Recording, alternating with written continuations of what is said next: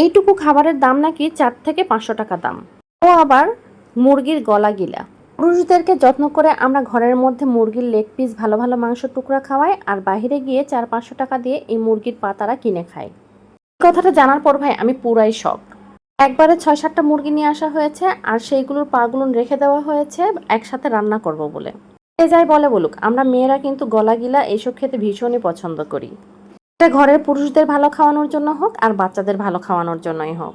এখন দেখছি ঘরের মধ্যে এই খাবারগুলো পুরুষরা না খেলেও বাহিরে টাকা দিয়ে ঠিকই কিনে খায়। আরে ভাই, খেতেই যদি হয় তাহলে ঘরেই খা, বাহিরে কেন এমন খাবার কিনে খাবি? যাই হোক, সবগুলো পরিষ্কার করতে আমার 12টা বেজে গেছে, অনেকটা সময় লেগেছে। আর ভাবছিলাম বাজার থেকে যারা কিনে নিয়ে গিয়ে রান্না করে তাহলে কতটা সময় আর ধৈর্য নিয়ে কাজ করে। অবশ্যই তাদের সাথে নিশ্চয়ই পরিষ্কার করার লোক থাকে, তা না হলে সম্ভব নয়। এটা কথা বলতে বলতে আমার রান্নাগুলো প্রায় শেষ, আর খেতে বসেই বরের কাছ থেকে জানতে পারলাম যে এইটুকু খাবারের দাম 4 থেকে 500 টাকা দাম।